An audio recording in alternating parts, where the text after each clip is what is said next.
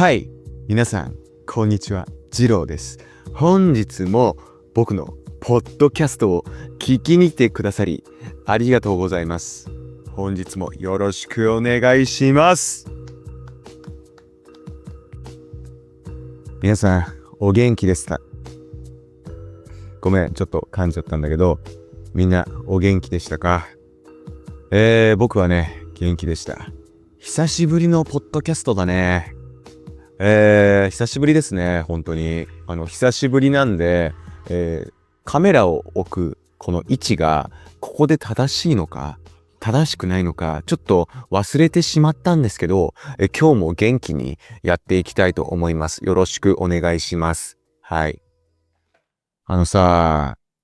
中華料理って美味しいよね。中華料理美味しくない？さっき、中華料理食べてきたんだけど、そこの中華料理、本当に美味しかった。僕が食べたのは、ピーマンと肉の炒め物の定食なんだよね。でね、これがね、純粋な中華料理かどうかは、わかんないんだよね。なんでかっていうと、そこの中華料理屋を経営してるのが、日本人の方なんだよね。日本人の、夫婦なのかな？日本人の夫婦が、経営している、中華料理屋に僕は行きました。でね、友達と一緒に、食べてたんだけど、たまに思うんだよね。これって本当の中華料理なのかなってね。だってさ、日本にはね、本当にたくさんの中華料理があるの。たくさんの中華料理が日本にはあるんだよ。で、そのほとんどの中華料理が、多分ね、日本人によって運営されてるんだよね。もちろんね、中国系の方で、日本で中華料理屋を経営されてる方もいるんだけど、結構ね、日本にはね、たくさん、町中華っていうね、中華料理屋さんがあるんだけど、そういう中華料理屋はね、日本人によっていとまで、運営されてることが多いね。だから、日本人に合わせた、日本人が作った中華料理だから、あれこうやって本当の中華料理なのかって思うことがある。でさ、僕今までの人生さ、中国圏に行ったことがないんだよ。だから、本場の中華料理っていうのをね、まだ食べたことないんだよね。うん。でもね、僕さ、猫舌だから、辛いもの食べれないんだよね。でさ、中華料理って、辛いの多いじゃん。辛い中華料理多いじゃん。だからね、実際の中華料理を食べたら、その辛さに耐えられるのかっていうのが、わからないね。うん。あと、韓国料理も辛いの多いじゃん。だから、韓国料理もね、食べれるか不安だな。でさ、インドのカレーも辛いじゃん。だからね、基本的に辛い料理は食べれない。だけど、その国に行ったらその本場の味を楽しみたいじゃん。だから、中国行ったら辛くない。中国には限らないけどね。中華圏に行ったら、辛くない中華料理が食べたいなと思います。なんか今日、口の調子が悪いな。今日さ、久しぶりのポッドキャストだから、口がね、あまりいい感じに動かないな。大丈夫かな今日さ、これから55分話すんだけど大丈夫かな大丈夫かな僕の口。そう、なんかね、最近忙しかったんだよね。忙しくて、ポッドキャストを、撮る時間がなかったんだけど、それでね、僕の口も、ポッドキャストに、慣れてない状態で、ポッドキャストを撮らないで、たくさんの時間が流れてしまいました。でもこうやってね、久しぶりに、ポッドキャストが撮れて嬉しいです。なんかさ、最近の、YouTube に上げてる、僕のポッドキャスト、黒い服を着てることが多かったと思うんだよね。サムネイルを見てもらえればわかるんだけど、黒い服の時が多かったと思う。だからね、白い服は久しぶりなんだけど、どう？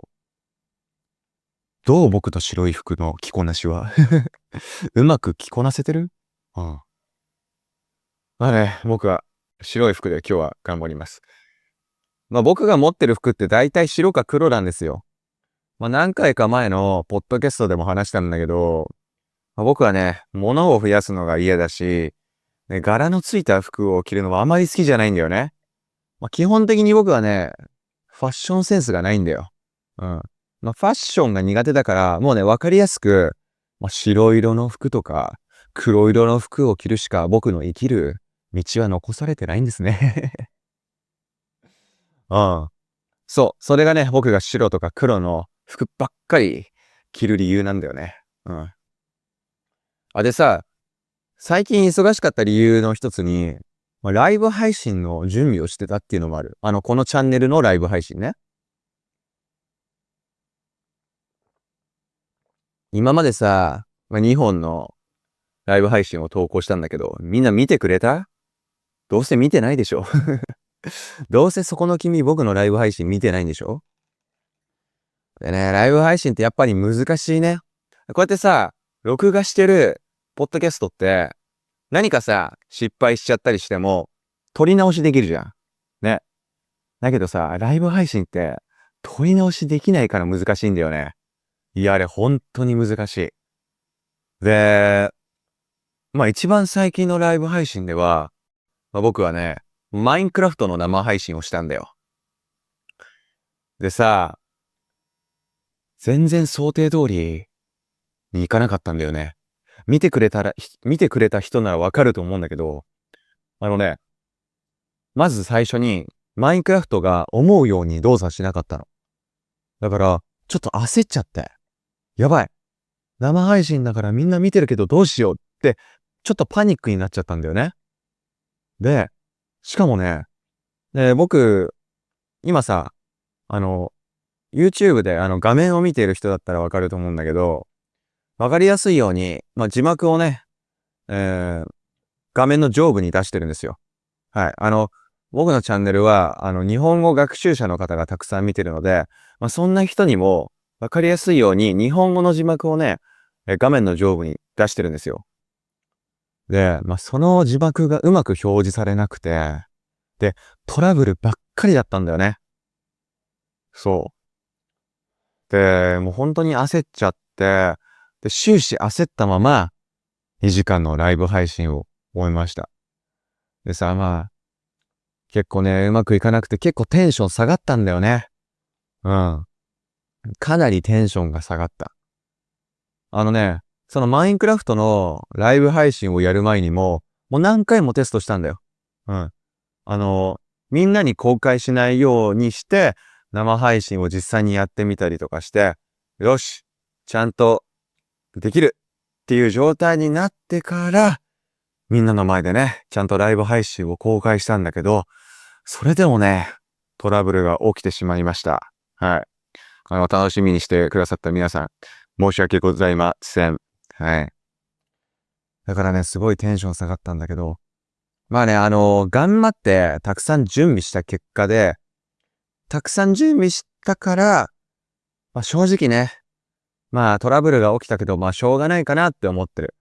なんかさ、準備をちゃんとしないで、トラブルが起きたらそれはさ後悔するけど、ちゃんと自分の中で大丈夫って思える状態になってから、みんなにライブ配信を公開してうまくいかなかったから、まあそれはね、準備ちゃんとしたから、まあ大丈夫って思ってます。うん。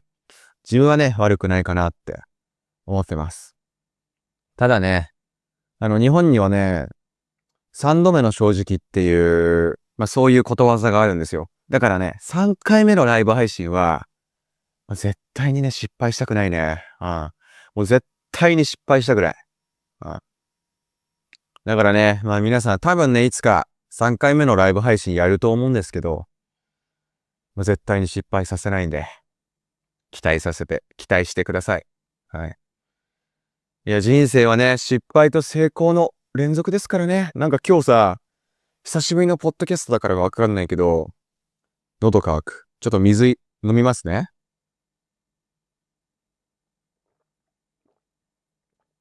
うわ、水美味しいわ。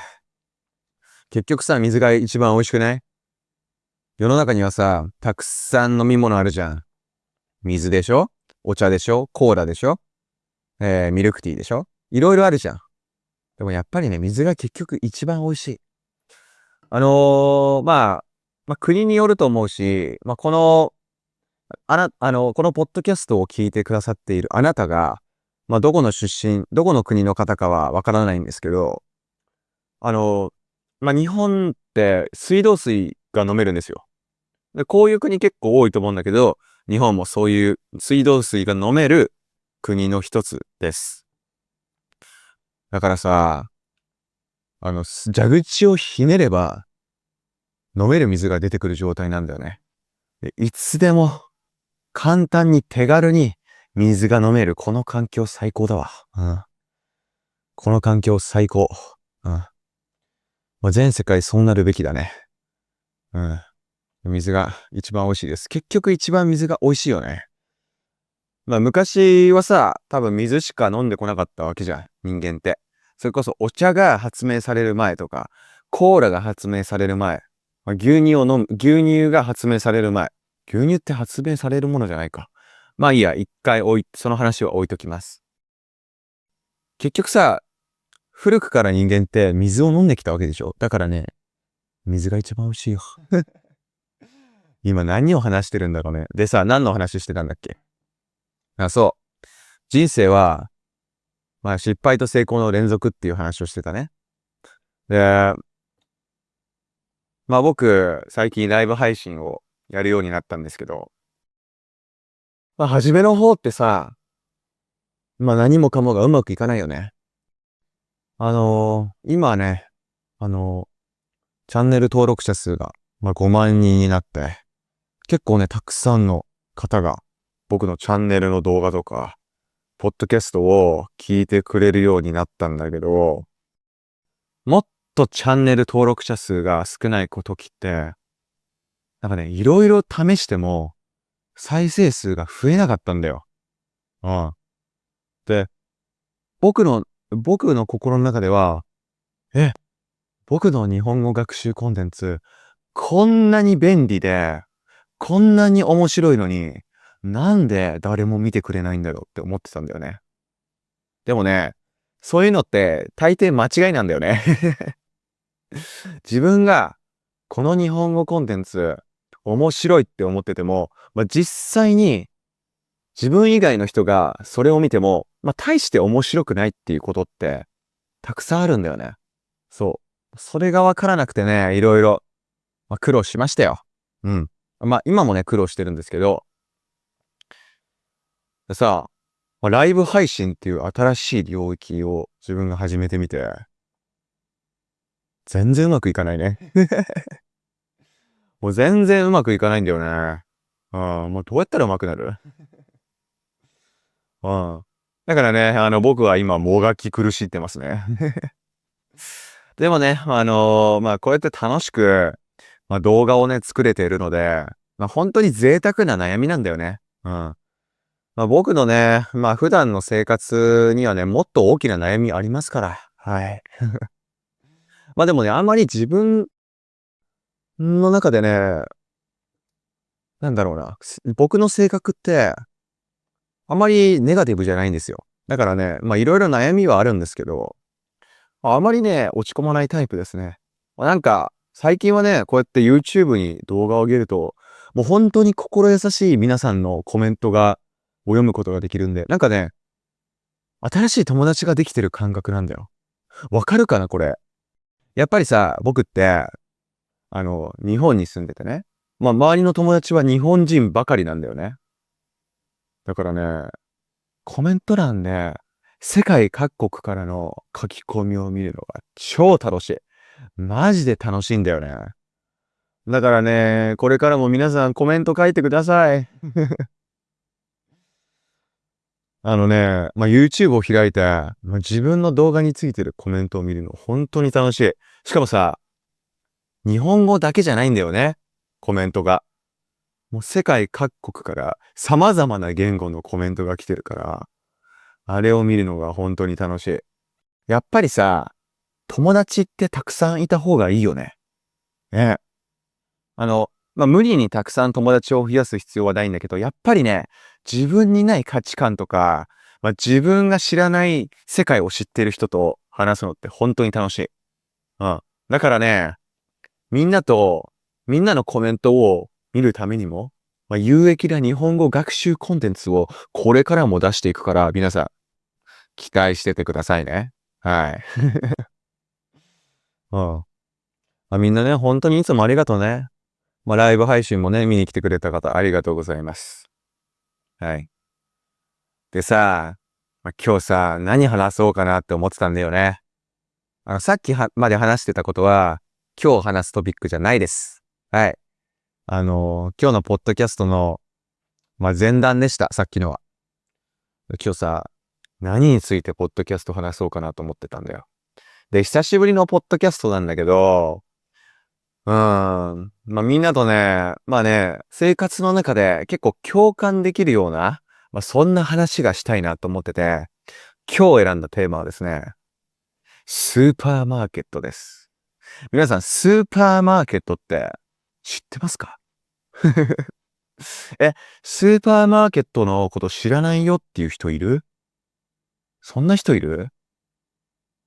ちょっと待って、今日喉乾くわ。マジで。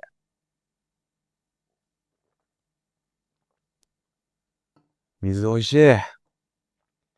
スーパーマーケットっていうのは、食料品を売ってるお店のことですね。僕はね、結構な頻度で行ってますよ。買い物をしに。で、今日はね、日本のスーパーマーケット。日本のスーパーマーケット以外、海外のスーパーマーケットについても話してみてもいいんだけど、今日はね、とりあえず、スーパーマーケットについて話します。皆さん、どんくらいの頻度で、スーパー行く？うん。日本のスーパーはね、まあ、大して海外のスーパーと変わらないですよ。うん。ただね、スーパーによってそういう、いろいろ特色はあるかな。あとは、場所によってね、売られてるものの特徴が違ったりするね。うん。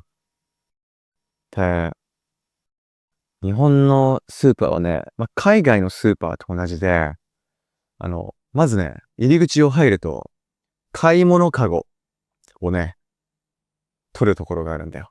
で、たくさんの買い物カゴが積み重ねられてて、そっからカゴを取って、スーパーの中に入っていくんだね。で、そのカゴの中に、自分が買いたい商品を入れていって、最終的にレジに行きます。でさ、最近さ、その買い物カゴの種類が増えてるんだよね。で、これって、全ての日本のスーパーマーケットに言えることじゃないと思うんだけど、僕がね、最近行くスーパーは、その買い物カゴの種類がね、何個かあるんだよね。何個かって言っても2、3種類なんだよ。で、一つは普通の買い物カゴ。でね、他のやつはね、特別な買い物カゴがあって、その買い物カゴを持ってる人は、僕たちとはね、行くレジが違うんだよね。で、多分スマホアプリを入れてるかなんかで、お支払いが早く済ませられるような、そういう買い物カゴだと思うんだよね。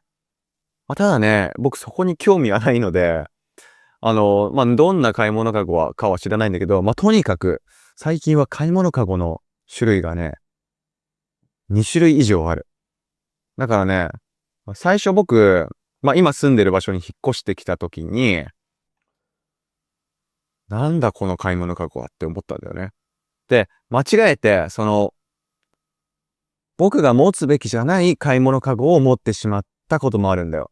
だからね、あれちょっとわかりにくいね。うん。で、スーパーに入ったら、まず買い物カゴを取るでしょ？でね、買い物カゴを取って、えーっと、とりあえず前に進むんだけど、日本のスーパーだとね、入ってすぐのコーナーって、野菜を売ってるコーナーなんだよ。うん。新鮮な野菜たくさん売ってます。皆さんは、どんな野菜が好きですか？僕はね、僕が好きな野菜なんだろうな。特に好きな野菜ないね。まあ別にね、嫌いな野菜もないんだけど、僕が嫌いな野菜なんだろうな。アスパラガスが嫌いかな。なんか緑色の棒みたいなやつ。アスパラガス。あれは僕嫌いだね。でもそれ以外は嫌いじゃないね。サラダもよく食べます、僕は。でね、僕が一番好きな野菜の食べ方は、きゅうりに味噌とマヨネーズを混ぜたものをつけて食べるの。あれ本当に最高に美味しいよ。みんなやってみて。あれ本当に美味しいよ。でね、まあ、多分ね、その料理、まあ、料理っていうのかな。まあ、きゅうりスティックだよね。きゅうりスティックって、まあ、僕以外にも好きな人多いと思うんだよ。うん。だから、日本のコンビニに行くとね、野菜スティックっていうのが売られてて、で、野菜のね、まあ、棒状になってる野菜が、その箱の中に、パッケージの中に何本も入ってるんだよね。で、それはね、きゅうりだけじゃないんだよ。まあ、きゅうりと、人参と、あとは大根かな。まあ、たまにセロリも入ってることあるね。うん。で、その野菜スティックが日本のコンビニは売られてる。で、野菜だけじゃなくて、そのパッケージの中に、そのつける、まあ、タレみたいなのが入ってるんだよね。だからね、僕もね、時間がないときは、まあ、その野菜スティックをサラダ代わりに買うこともあるね。そういえばね、今日ね、忙しくて、まあ、昼食を、まあ、いい昼食が食べられなかったんですよ。うん。で、そんな感じで、急いでる時に、えー僕が飲むものがあって、それがね、野菜ジュース。で、これはね、日本でね、どこにでも売ってるね。うん。でもね、野菜ジュースの種類が本当に多いんだよ。で、魅力的なパッケージをしている野菜ジュースがね、本当に多い。だからね、いつもね、いや、どの野菜ジュース買おうかなって迷っちゃうんだよね。で、まあ、特に僕が野菜ジュースを買うときに迷うポイントが、その栄養なんだけど、やっぱりさ、野菜ジュースを選ぶときって、まあ、栄養について、まあ、栄養を重視したいじゃん。でしょ？だからさ、まあ、できるだけ栄養がたくさん入ってる野菜ジュースを選びたいなっていつも思ってるんだけど、魅力的な歌い文句が書いてある野菜ジュースが本当に多い。で、よくあるのが、まあ、一日順の野菜が取れますとか、まあ、そういう風な歌い文句がパッケージに書いてある野菜ジュースが本当に多いんだよね。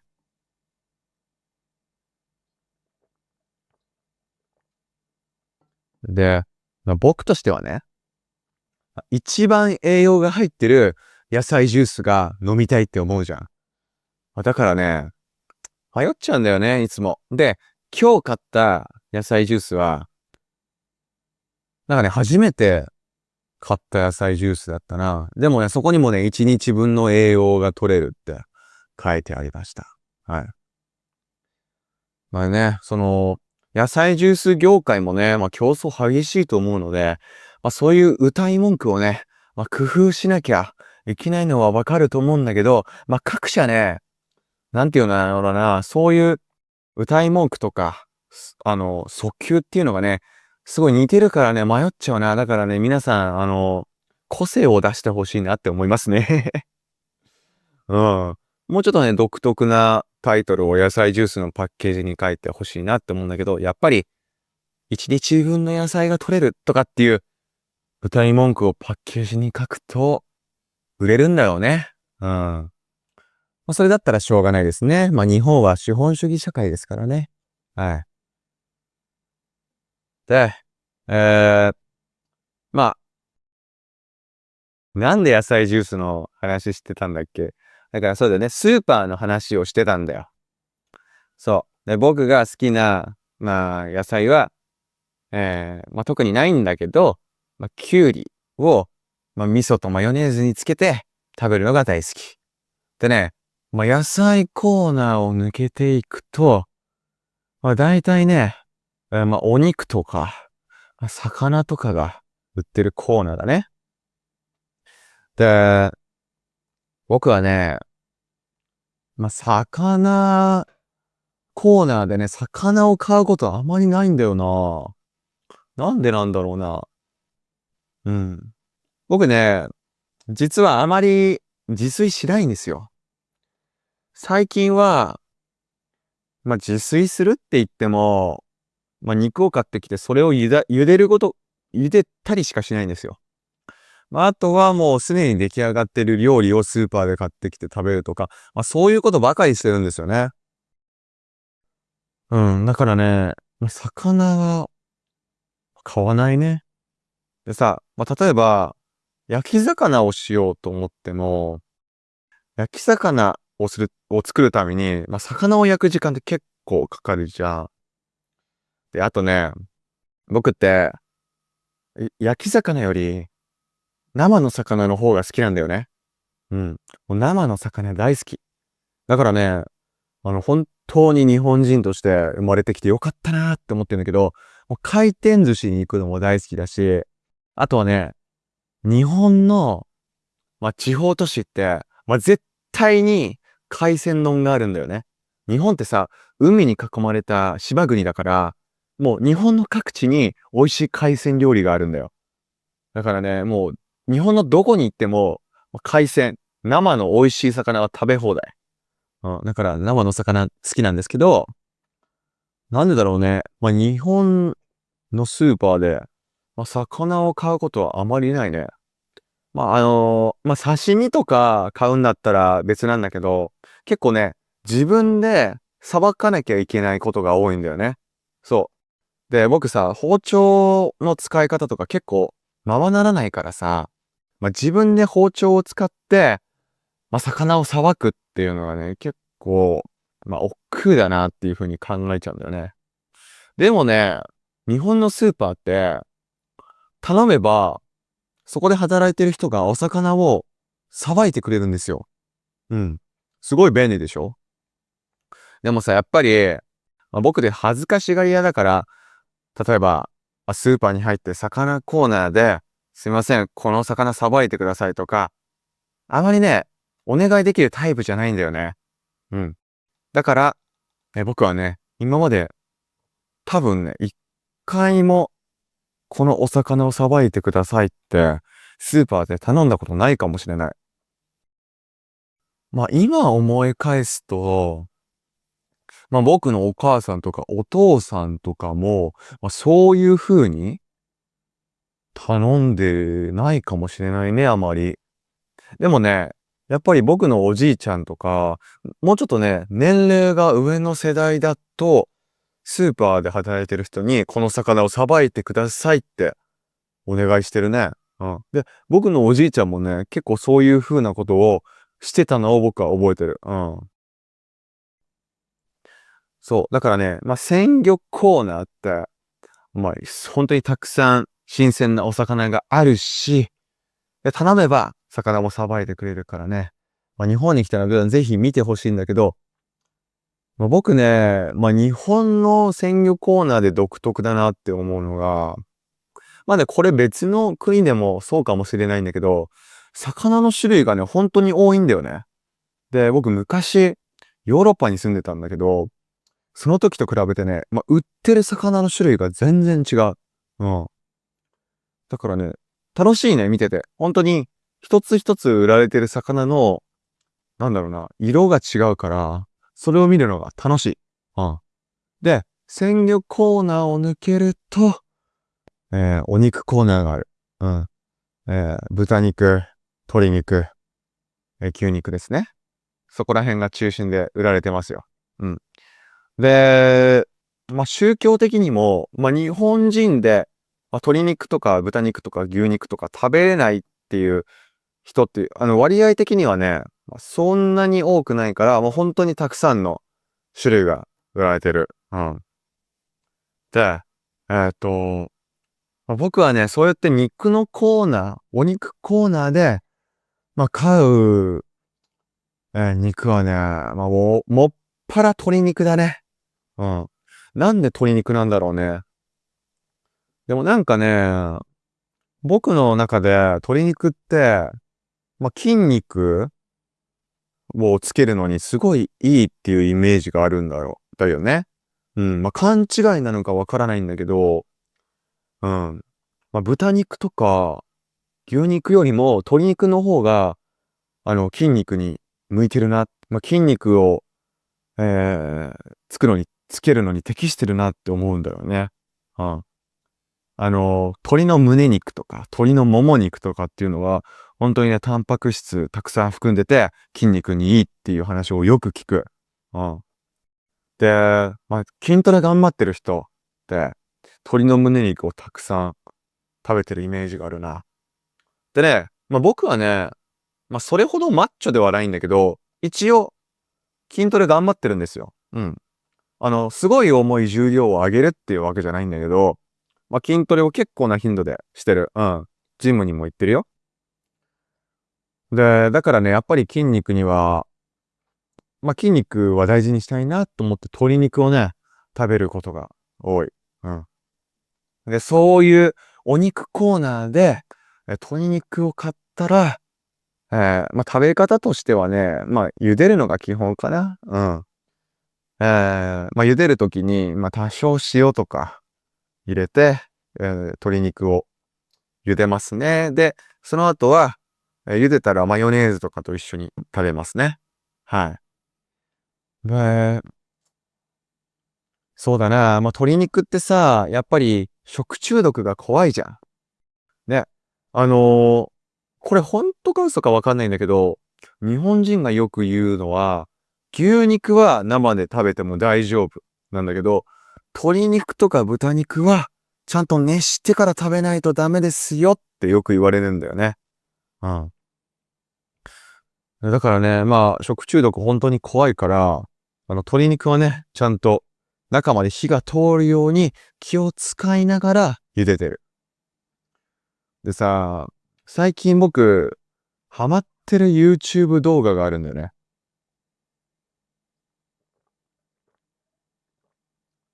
ハマっている YouTube 動画っていうか、ハマってる YouTube チャンネルがあるんだけど、その YouTube チャンネルはね、生き物を主に扱ってる YouTube チャンネルなんだよ。で、その YouTube チャンネルで、えーっと、魚を釣ったりするシーンっていうのが結構多いんだよね。で、生の魚を、切って中を見ると、アニサキスっていうそういう寄生虫とかが、大量に入ってることがあって、ごめんね、ちょっと気持ち悪い話してしまって。で、そういう動画をたくさん見てるとさ、なんだろうな、鶏肉を食べるときも寄生虫に気をつけなきゃいけないなっていう気持ちになるわけ。うん。でそういう動画を見てると、やっぱり寄生虫だけは嫌だ。お腹壊したくないっていうのがあって、だから僕はちゃんと、火で熱してます。で、何個か前、2個か3個前の僕の VR チャットの、動画を見てくれた人ならわかると思うんだけど、最近ね、僕救急車で運ばれたんですよ。うん。それも食中毒で運ばれました。で、その時ね、本当に辛かった。僕さ、それさ、人生で初めて救急車を呼んだ瞬間だったんだよ。で、救急車の中でも病院に着いてからもう本当に辛くて、同じような辛さをもう一度味わいたくないって思ってるわけ。だからね、もう食中毒とかは本当に嫌だから、もう生のものを熱することはね、ずっと心がけてます。うん、だからみんなもね、食中毒気をつけてね。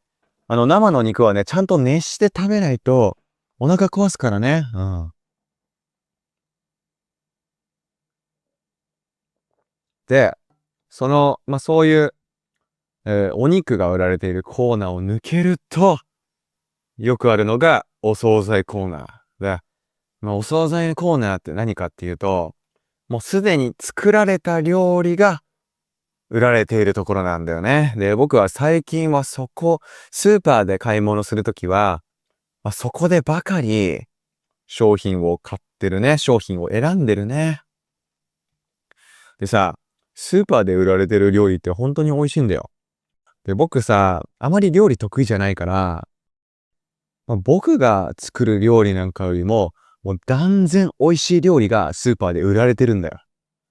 だからね、そこで買ってしまうことが多いよね。うん。で、お惣菜売り場には、単なるお惣菜だけじゃなくて、お弁当もたくさん売ってるんだよね。もう、その一つの箱で、その、食事1回分が済んでしまうような、もうお米、炭水化物とか、食物繊維とか、タンパク質とか、もうすべての栄養素が入ったお弁当が売られたりするんだよ。で、僕はね、お弁当を買うことはあまりないんだけど、お惣菜を買うことがよくあって、でね、僕はもう本当に料理したくないときは、そこのスーパーに売られてる、もうすでにね、調理済みの、鶏肉の、唐揚げとか、焼き鳥とか、そういうのを買うね。うん。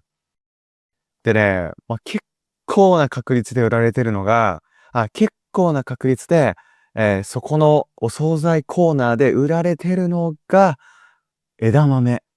うん。枝豆。めっちゃ美味しい。うん。あのさ、みんなの国で、枝豆を食べる国ってある？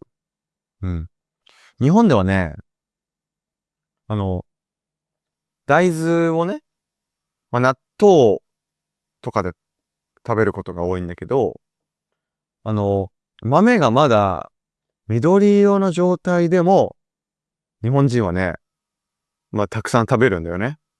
で、僕、枝豆超大好きで、居酒屋とか、に行くときね、例えば、友達と飲み会で居酒屋に行って、一緒にお酒飲もうってなったときは、僕はね、隙を見て、いつも枝豆を注文するんだよね。もう枝豆、美味しくない？みんなさ、枝豆食べる？あのね、もし枝豆食べたことがない人がいたら、日本に来たら絶対枝豆食べてほしい。うん。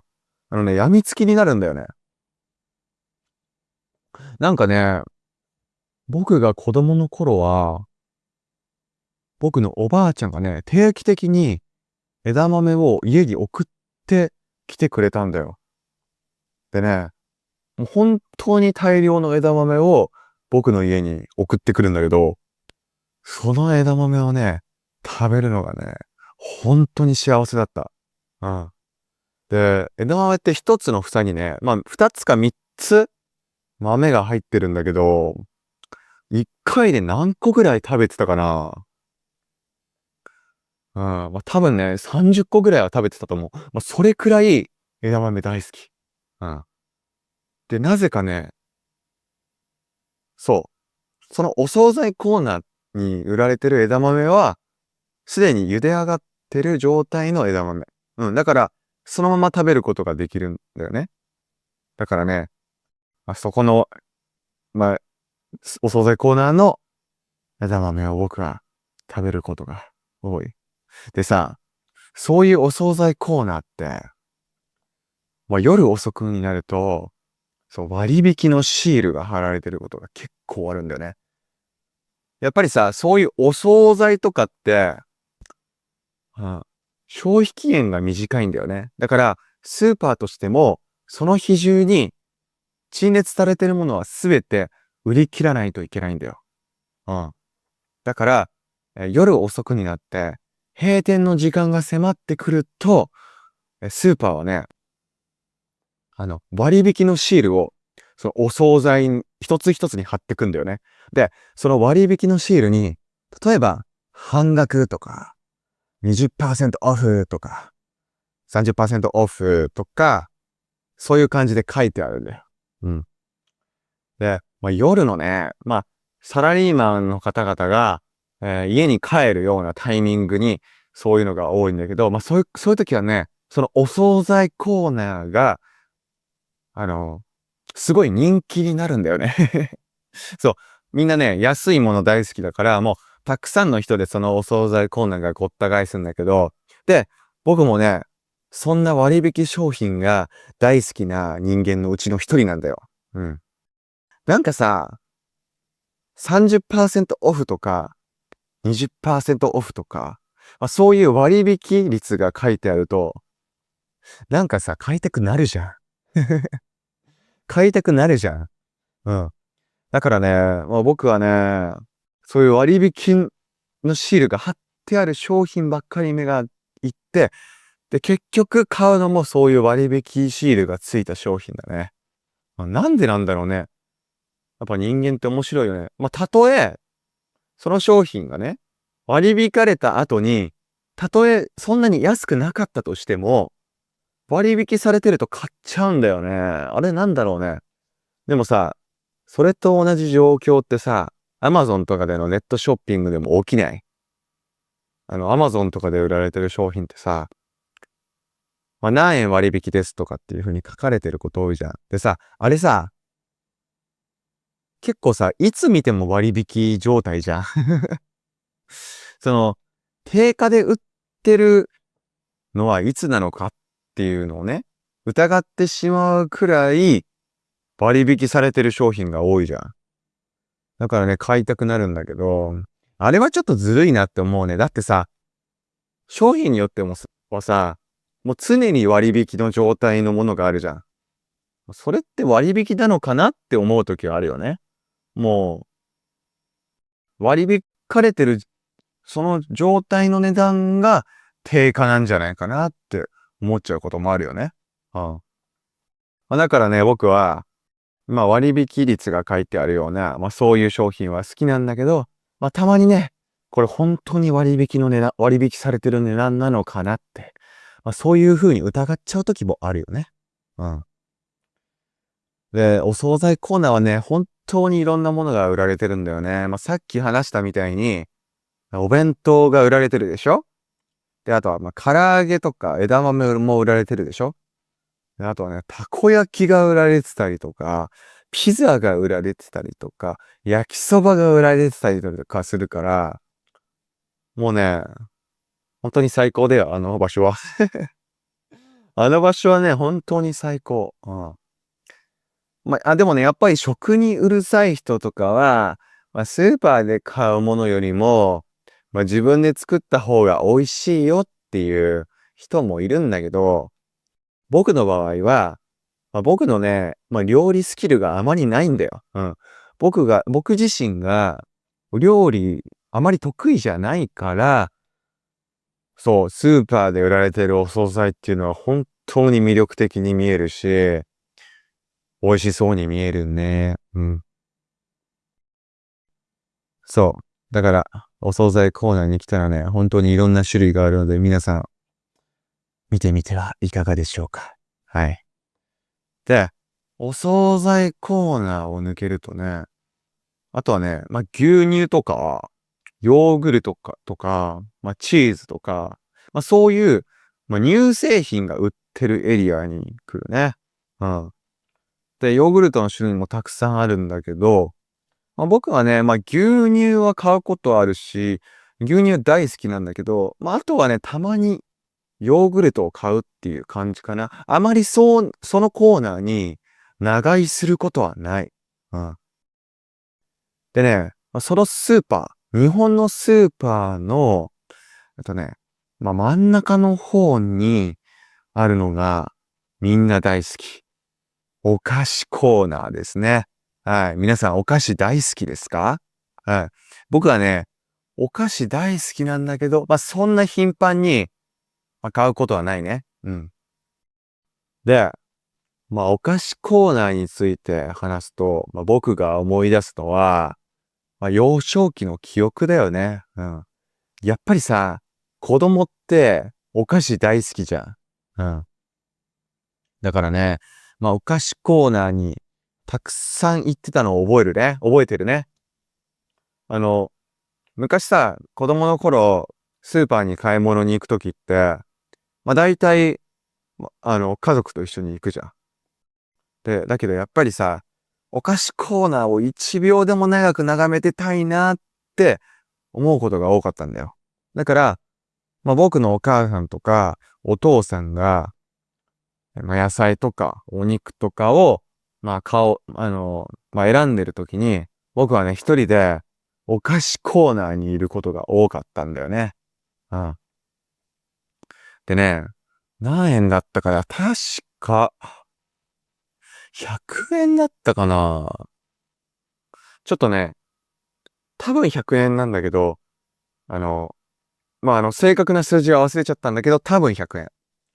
確か子供の頃、100円以内だったら、好きなお菓子買っていいよ、みたいな、そういう決まりがあった気がするんだよね、僕の家族の中に。うん。だからね、あの、その100円以内で、どのお菓子を買おうかなっていうのを、あのね、悩んでたっていうのを僕は覚えてるね。で、スーパーに売られてる、駄菓子とかだったら、結構ね、10円とかで売られてるものが多いんだよ。で、多分ね、今はね、物価が上がっちゃったから、10円で売られてるお菓子があるのかはわからないんだよね。もしかしたらもうそういう風な商品ってなくなってるかもしれないんだけど、僕が子供だったその当時は、10円菓子っていうのがありました。だからね、たとえ、お菓子買える上限が100円になったとしても、10円菓子を買えば、10個そのお菓子を買えるわけだよ。うん。だから結構ね、100円って結構十分な数字だったんだよね。うん。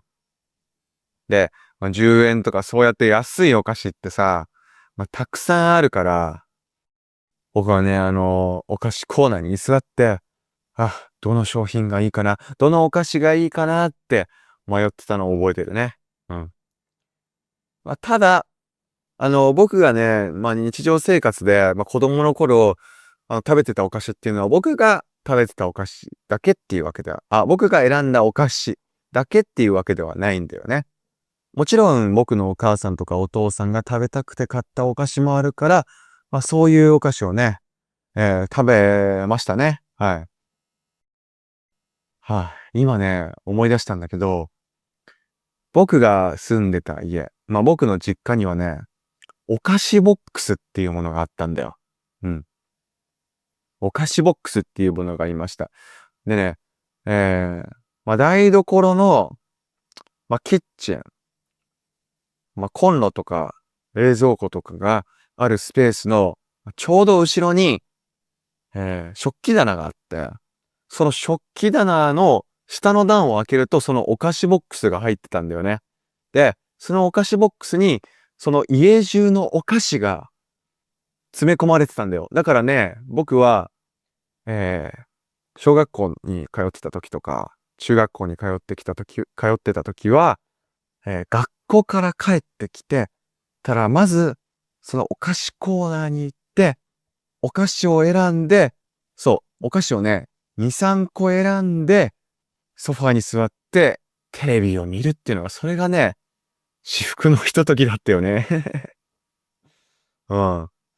やっぱりね、子供はお菓子大好きですから。今はね、僕はあまりお菓子食べなくなっちゃったんだけど、そうやってね、お菓子を食べるの僕は大好きでしたね。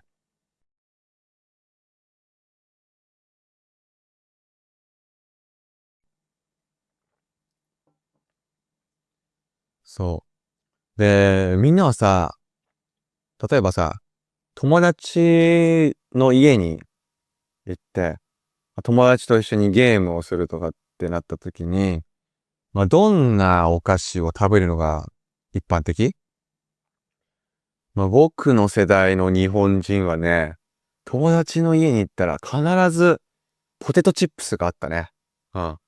で、ポテトチップスの袋を、広げて、上の部分を開けて、いつでもね、手で取り出しやすいようにして、ポテトチップスを食べてました。でもさ、ポテトチップスって手がベタつくじゃん。うん。で、僕が小学生の頃っていうのは、主にね、今は、主に、任天堂 DS とかっていうゲームで、友達と遊んでたんだけど、ポテトチップスを食べながら、任天堂 DS で遊ぶと、ベタついた手でボタンを触ることになるから、ボタンもベタついちゃうんだよね。うん。で、だからね、それをいちいちティッシュで拭いたりしなきゃいけないっていうことがありましたけれど、あれもね、いい思い出だね。うん。やっぱり友達と遊ぶときは、そういう、なんて言うんだろうな、スナックを食べることが多かったな。日本人に住んでる日本に住んでる日本人なんだけど、そこでね、和菓子を食べたりするっていうことはなかったな。友達と遊んでる時に食べるお菓子っていうのは、大体ね、なんか西洋風のポテトチップスとか、ドリトスとか、そういうものばっかりでしたね。うん。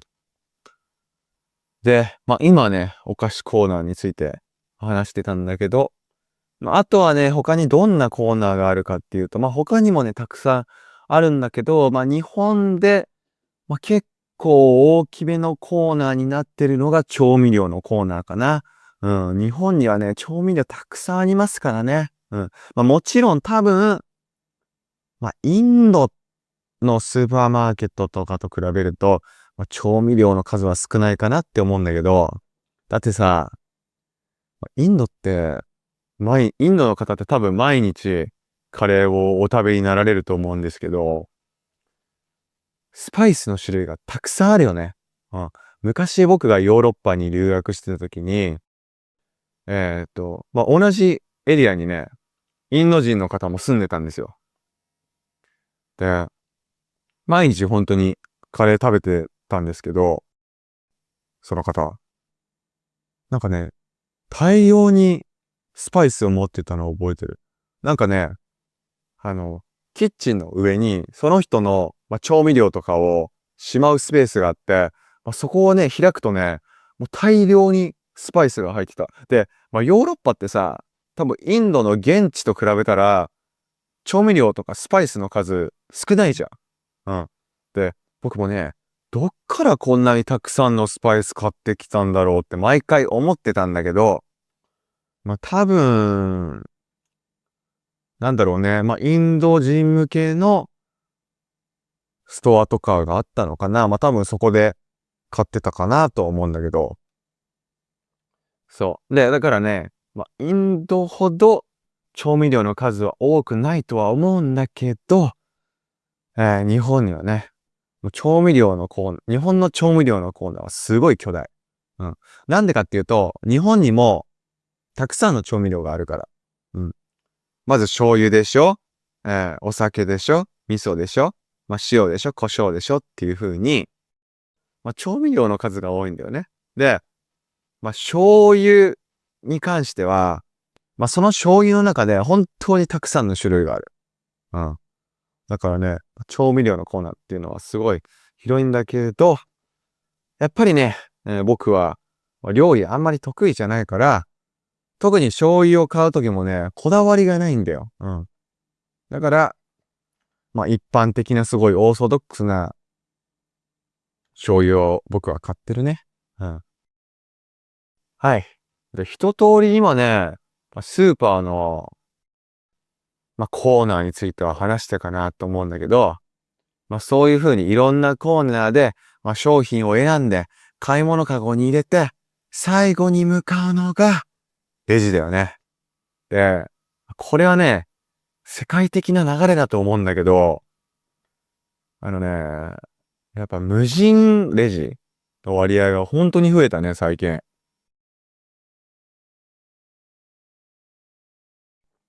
でね、まだ完全に無人になってるわけではない。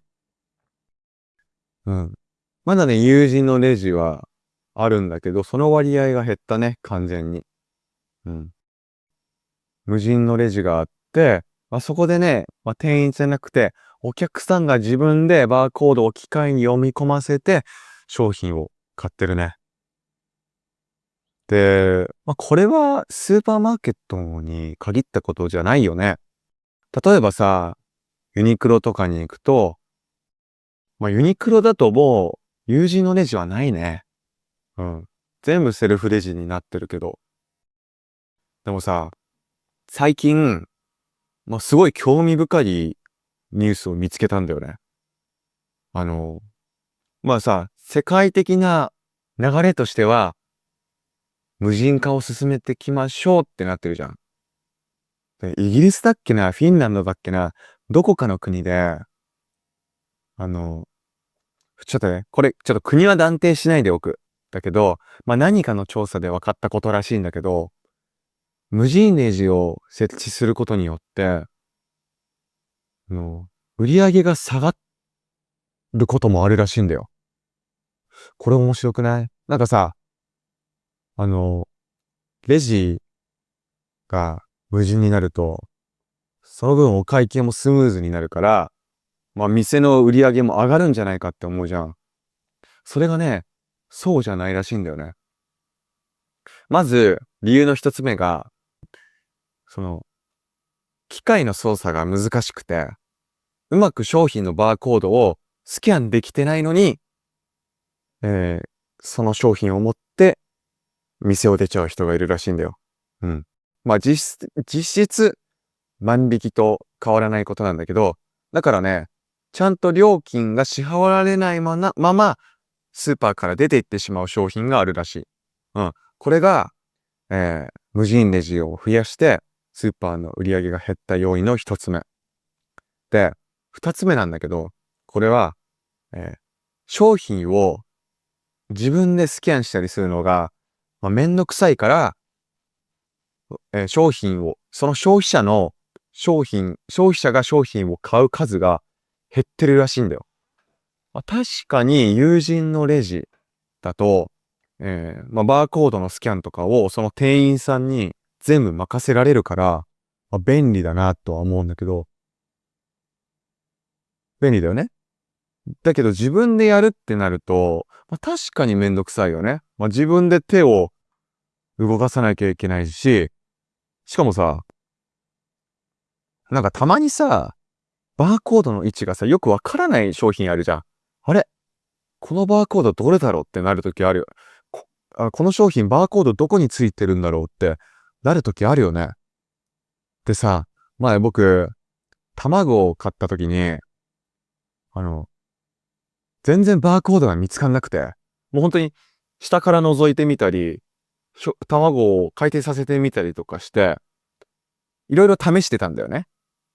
そしたら、痺れを切らして、店員さんが寄ってきて、ここについてますってアドバイスしてくれたんだよね。なんかちょっとね、恥ずかしい気分になった。うん。それくらいさ、バーコードを探すのにも時間がかかるから、確かにめんどくさいなっていう気持ちもわかる。うん。その気持ちもわかるよね。ただ、それが売上減につながってるとは思わなかったね。うん。だから、確かイギリスだったと思うんだけど、一部のスーパーは、無人レジをね、減らしてるらしい。また有人レジを増やしてるらしいんだよね。だからなんか面白いなーって思った。うん。ってことはさ、やっぱり、レジっていう仕組み自体がなくなればいいんだよね。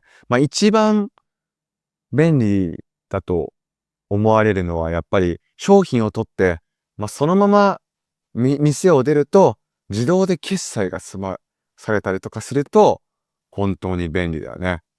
で、確か、アメリカのアマゾンのコンビニなんかはそういうのがもう実装されてるのかな。うん。でさ、そういう風な便利な仕組みになるってずっと昔から言われてるけど、なかなかならないよね。うん。だけどな、そういう便利な世の中になってほしいな。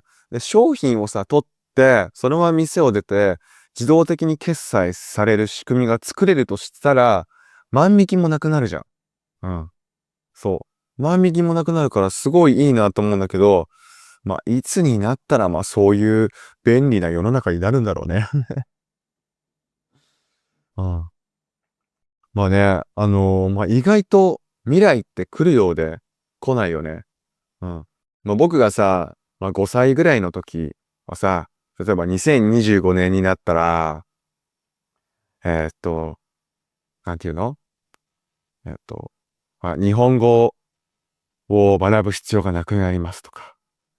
あとはね、例えば、自動翻訳機能がすごい発達して、リアルタイムで会話できるようになりますとか言われてたんだけど、で、今もさ、翻訳技術はすごいけど、やっぱり友達と話すときに、翻訳アプリを介してとか、そういう翻訳の、なんていうんだろうな、機械を使って話すっていうのはちょっとなんか不自然だよね。